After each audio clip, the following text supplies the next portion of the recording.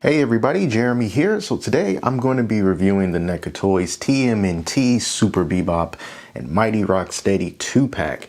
This was released as part of NECA and Target's Haul-a-thon festivities, and I got this one from Target.com when it was available.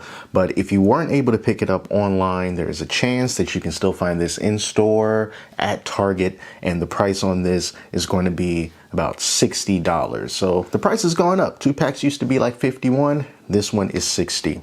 So Bebop and Rocksteady, two of the most popular characters in the TMNT universe, at least from the cartoon days, from the 80s. And hey, we just can't get enough of them. So let's open these guys up and take a closer look at them. So first off, let's take a look at all of the different accessories that you get with this set. You get a lot of hands. So if you don't include the hands that already come on Bebop and Rocksteady, you got yourself 1, 2, 3, 4 pairs of interchangeable hands. And I don't think it matters which hands go on which character, because these are robotic clones of Bebop and Rocksteady and their hands look very similar. So I think you can just mix and match them. You also get 2 types of guns. Get a big gun, a little gun. I'm not sure exactly what this is. I don't think it's the mesmerizer. I'm not sure. I don't think it is though, but I don't know 100%. But whatever that is, you get that.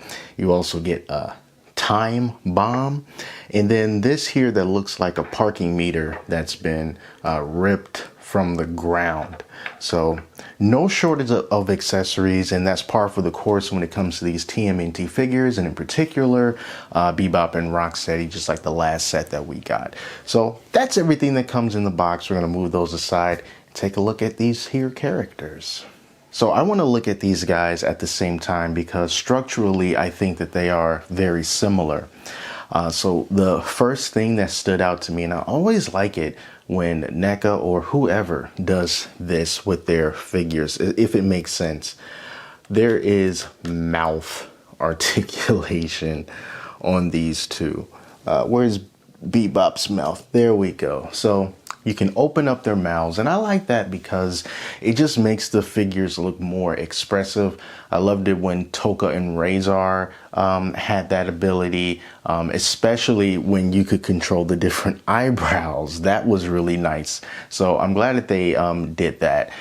So for these characters and the way that they look, the paint scheme is done very, very, very good. I love the line work. These are the things that NECA happens to be very good at pulling off. There's a side profile. Here's how they look on the back. But the money is going to be in the front, and everything just sort of pops when you can see all that really nice black line work, and it really brings out the animated aesthetic to these characters, and they really do look true to what they did in that cartoon, which you can look at it if you look it up on YouTube, Daily Motion or whatever. You'll be able to see the particular episode where these two characters were featured, that these figures are based off of. Apologize, I'm not feeling that great. Now let's take a look at some of the articulation for these figures. Let's start with Rocksteady over here. Let's move his arm up, and even though it looks like this part of him is going to kind of get in the way, not true, because it's bendable. So I like that. This right here just could have been hard plastic and it would have hindered the articulation to move the arm up, but it doesn't. It just moves gracefully out the way if you want to get that arm all the way up. So let's bend the elbow here. So there is your elbow bend. Oh, and another thing that I really liked about this Rocksteady here is when you move the head up. So let's close his mouth, and you can move his head up that much. And when you kind of turn it to the side, it's pretty decent, you know, the arch that you can get on that. So let's just kind of get it from right here, and let's just put it back to the standard position. So that's standard position, and then this is the up position, and I really do like that. So you can't move it down all that much, but you can just rotate it left and rotate it right. You do have that ability to do that. And then when it comes to the torso, the waist, and then the abdomen, they both can be moved independently of each other. So if we kind of start here at the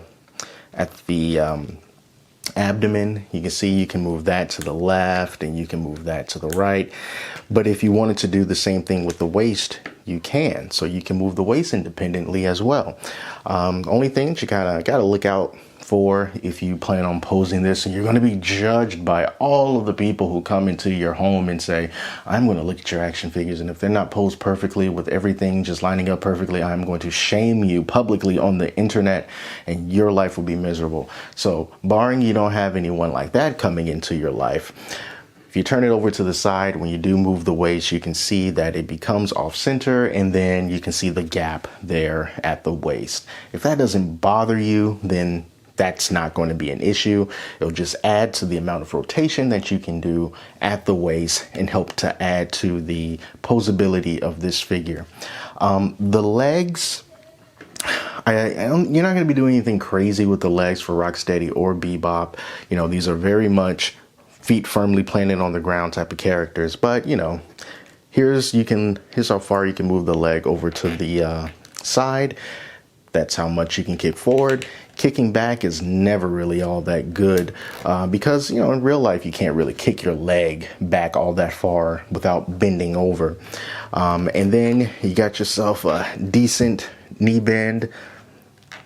You know, I wouldn't expect much more. You have nice flat feet, which makes these guys easier to stand up. And then you got your pivot right there. And like I said, they're nice and flat, so you don't have to fiddle around with it too much in order to get them to stand up on their own. And as you can see, this foot is just slightly off the ground. But if I just plant it firmly, there it is. All right, so they are in good shape. So is good articulation on these guys. You know, is it mind-blowing? No, it's not, but I like it, and it's kind of what I would come to expect with kind of more bulkier figures like this Bebop and Rocksteady. They do what I would expect them to do. So now that Rocksteady has had his turn in the limelight, let's move over to Bebop. So right now his head is in a neutral position. I can't move it down any further than this, but you can move it up about that much. It's not all that much, so you can kind of see from there to there. So it's not all that much. I think Rocksteady has a bigger range of motion when it comes to his head. I do like these guns that come out of the shoulder armor. I think that that's pretty cool. That's pretty neat. But the articulation, it's going to be the same. You can see that this right here, it is movable, so it won't hinder the articulation. It just kind of moves out of the way if you want to move the arms up. But everything else, it's pretty much the same as it is with Rocksteady. But with the exception of the abdomen and the waist, with his waist, it does rotate. But when it comes to the abdomen, I have a little bit of a harder time pulling that off, simply because you got this going across his chest here, and it makes it more difficult for you to even get in there and do some rotating around. So for this guy, it's going to be mostly working with the waist as opposed to the free moving abdomen and the waist like Rocksteady has. The legs here, he feels a little bit more nimble than Rocksteady does. It's just the way the figure is. His legs just feel a little bit looser. So, you know, it's going to vary depending on the character or depending on the figure that you get. They can all be a little bit different. And he also has the pivot of the foot up and down and the rotation of the foot. And it's also nice and flat so that you won't have to work too hard to get these guys to stand up on their own. But yeah, but by and large, the articulation is very similar. There are some differences, but nothing too crazy. So these guys, you know, you're just going to most likely pose them up with a gun in hand or, you know, just something like that. And I think that these are good figures. Bebop and Rocksteady, like I said earlier, they are two of the most popular figures of the cartoon series. So a couple of characters that we know the most about, and the original Bebop and Rocksteady was one of the more popular NECA TMNT sets that people had a hard time getting their hands on.